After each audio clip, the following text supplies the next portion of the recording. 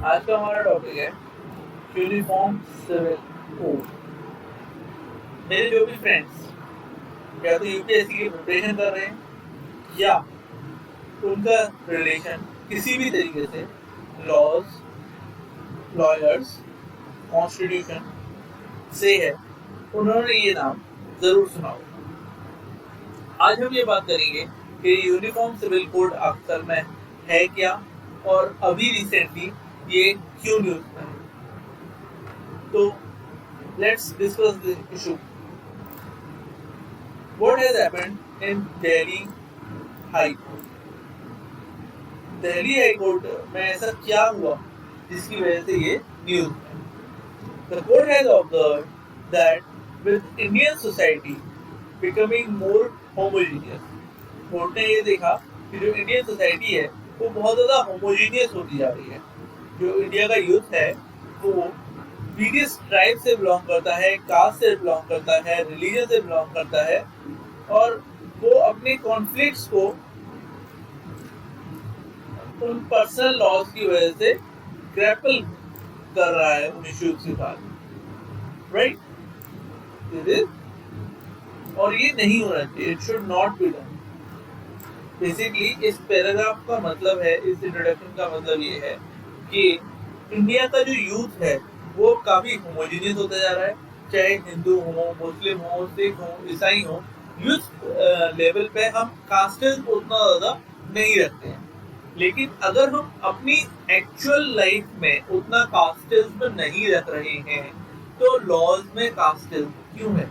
क्यों मुसलमानों के लिए अलग लॉज हैं, क्रिश्चियंस के लिए अलग लॉज हैं और हिंदुओं के लिए अलग लॉज हैं, right? See, we have general laws for everyone, लेकिन कुछ लॉज स्पेसिफिकली किसी एक धर्म के लिए हैं। तो यूनिफॉर्म सिविल कोड उन लॉज के बारे में बात करता है जो स्पेसिफिकली किसी रिलीजन या कास्ट बेस्ड। वो ये कहता है, वो क्या कहता है उसके बारे में हम आगे स्टडी करेंगे। What is uniform civil code? Matters like marriage, inheritance, adoption और succession, यानी कि शादी, किसी चीज को बोल देना, आपकी अपनी जनरेशन आगे बढ़ाना या इनहेरिटेंस करना किसी चीज का, वो इंडिया में अकॉर्डिंग टू पर्सनल लॉज आता है, राइट? और अलग अलग रिलीजियस कम्युनिटीज के अलग अलग पर्सनल लॉज हैं। यानी कि हिंदू के अपने अलग मैरिज लॉज हैं, जैसा कि हमें पता है। मुस्लिम मैरिजेस के अलग मैरिज लॉज हैं। यानी कि हम ये कह सकते हैं कम्युनिटी बेस्ड लॉ नाम की कोई चीज है। Same goes with Parsis and Christians who to have separate personal law in governing these matters। यानी कि इन चीजों में हर एक कम्युनिटी के अलग लॉज हैं। लेकिन जैसा कि अभी मैंने इंट्रोडक्शन में बात करी कि इंडिया का जो यूथ है वो होमोजीनियस होता जा रहा है, तो इन लॉज को किस तरीके से डील किया जाना चाहिए ये हम आगे स्टडी करेंगे। कुछ कॉन्स्टिट्यूशन की बातें हो जाए। आर्टिकल 44 में ये कहा गया है कि state shall endeavor to secure for the citizen a uniform civil code throughout the territory of India।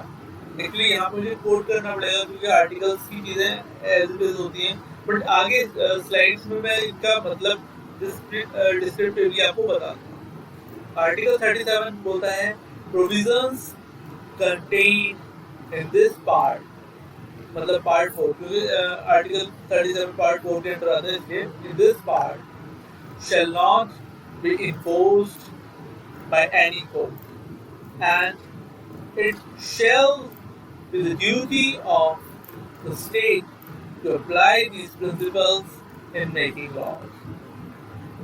However, though not enforceable, such as they are DPSPs, Directive Principles of State Policies, to be deemed as being fundamentals in the governance of the country। मतलब इनके कहने का मतलब ये है कि जो laws हैं कम्युनिटी स्पेसिफिक लॉज ये DPSP directive principles of state policies के अंदर आते हैं, लेकिन ये फंडामेंटल लॉज नहीं है, राइट। आगे बात करते हैं हिस्ट्री क्या कहती है कॉन्स्टिट्यूशन की। जब भी बात है तो फादर ऑफ कॉन्स्टिट्यूशन की बात जरूर आती है। Doctor Bhimrao Ambedkar ji first law minister of India, hence held UCC was desirable। उन्होंने बोला कि जो यूनिफॉर्म सिविल कोड है वो डिजायरेबल है, इसकी एप्लीकेशन करने के लिए टिल द सूटेबल टाइम। उन्होंने ये बोला था कि जब तक टाइम सूटेबल है। एक्चुअली क्या है कि जब कॉन्स्टिट्यूशन बन रहा था 1947 के आसपास, जब इंडिया आजाद हुआ, तो बहुत सारी चीजें थी, बहुत केओस मचा हुआ था। कम्युनिटीज अलग अलग थी, उनको यूनाइट करना पड़ा। एक सोचो, हिंदू, मुस्लिम, सिख, ईसाई, ये तो 4 मेजर कम्युनिटीज आपको देखने को मिलती है। माइनर कम्युनिटीज और ट्राइबल्स एरिया में जब आप जाओगे तो इतनी डाइवर्सिटी है, उन सबको यूनाइट करना, एक बुक बनाना जिसमें कि वो लॉज हों जो कि सब फॉलो करें, is a very tough job to do. तो इसलिए उन्होंने बोला कि ये चीज जरूरी है, लेकिन up to a suitable time. Recent development इसमें क्या हुआ है, हमने हिस्ट्री की बात करी, अब रीसेंट डेवलपमेंट की बात करते हैं। लॉ कमीशन जो है हमारी, उन्होंने 2018 में ये बोला कि UCC इज नाइदर नेसेसरी, यानी कि कोई जरूरी नहीं है, और not desirable at this stage, यानी कि ना तो नेसेसरी है ना डिजायरेबल है। वही मेरे पास जो स्टार्टिंग करी थी कि जो आपका यूनिफॉर्म सिविल कोड है वो अब नहीं है, क्योंकि जो इंडिया यूथ है वो होमोजेनियस होता जा रहा है।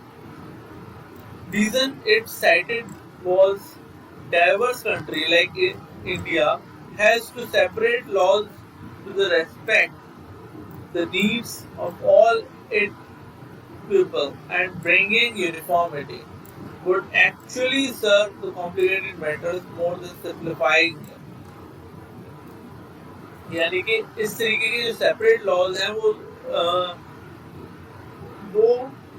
जो प्रॉब्लम्स हैं उनको और कॉम्प्लिकेट कर देंगे रेदर सिंप्लीफाई कर देंगे। आगे बात करते हैं, ये एक केस है सत्यप्रकाश मीना और अलका मीना के बारे में। ये बहुत ही इंटरेस्टिंग केस है और ये UCC के अंडर आता है।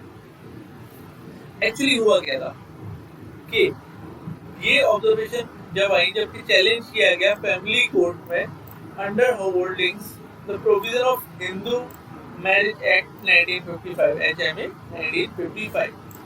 HMA 1955 के बारे में मैंने एक वीडियो ऑलरेडी बनाई हुई है, फ्लैश कार्ड ऊपर फ्लैश हो रहा होगा, आप देख लीजिएगा। जब HMA के अंडर जो मैरिज की एज है उसमें चेंजेस किए गए थे, राइट। तो उन्होंने ये बोला कि हम मीना कम्युनिटी के अंदर आते हैं, वो जो कि ST के अंदर है, शेड्यूल्ड ट्राइब्स के अंदर है, इसीलिए हमारे ऊपर कुछ लॉज स्पेसिफिकली नहीं फॉलो किए जाएंगे। तो हुआ क्या, पेटिशनर यानी कि हस्बैंड ने ये बोला कि भैया हमारी जो शादी है वो सारे हिंदू राइट्स के अकॉर्डिंग, हिंदू कस्टम्स के अकॉर्डिंग, हिंदू रिचुअल्स के अकॉर्डिंग हुआ है, इसलिए HMA फुलफिल होना चाहिए, राइट। और उन्होंने फर्दर आर्ग्यू किया कि court hold that this ST Meena not governed bye HMA and it lead to the enormous difficulties for the woman as bigamy would not recognize and could lead to the dissertation of women।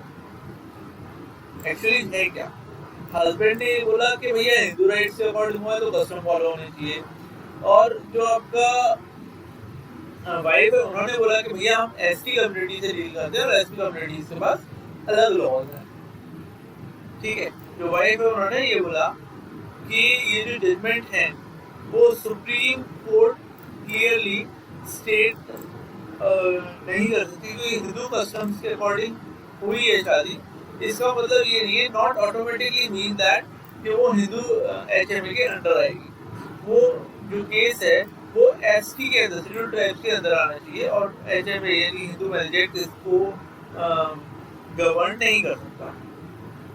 After deliberation of fact, बहुत सारे fact के बाद Delhi high court का ये कहना था कि भैया जो केस ऑफ डिवोर्स प्रोसीडिंग्स हैं वो प्रॉपर ट्राइबल कस्टम्स के थ्रू नहीं होंगी, क्योंकि पार्टीज ने ये एडमिट किया है कि हिंदू कस्टम्स के अकॉर्डिंग जो है वो शादी हुई है, इसीलिए यहाँ पे हम होल्ड करेंगे HMO, हिंदू मैरिज एक्ट को हम होल्ड करेंगे। Therefore, the court allowed to appeal and direct the trials proceedings and divorce proceedings. दरअसल इन दोनों के बीच में, जैसा कि मैंने आपको नाम यहाँ पे बताया, सत्य प्रकाश मीना और अलका मीना जी के बीच में डिवोर्स पिटीशन फाइल हुई और सत्य प्रकाश मीना जी का ये बोलना था कि भैया जब हिंदू कस्टम्स के अकॉर्डिंग शादी हुई है तो आप ST यानी कि शेड्यूल ट्राइब्स वाले लॉज फॉलो नहीं कर सकते, HMA फॉलो करना पड़ेगा। जबकि जो महिला थी उनका ये कहना था कि क्योंकि हम ST से बिलोंग करते हैं, हम मीना हैं, तो हमारे पास ST लॉज फॉलो होने चाहिए। बट जैसे कि मैंने अभी आपको बताया कि सारे फैक्ट्स और प्रोसीडिंग्स के बाद दिल्ली हाई कोर्ट ने बोला तो भैया जब हिंदू कस्टम से शादी हुई है तो आप HMA एप्लीकेबल नहीं होगा और कोई ऐसा रीजन नहीं है कि हम HMA एप्लीकेबल ना करें, राइट। तो डिवोर्स प्रोसीडिंग को आगे उन्होंने अलाउ कर दिया। So thank you guys, thanks for your time. This was all about uniform civil code. Past में क्या हुआ, करेंटली क्या चेंजेस रहे हैं और कौन सा वो केस है उसके बारे में भी हमने स्टडी कर लिया जिसने ये दोबारा आपको बर्निंग इशू बनने में मजबूर कर दिया।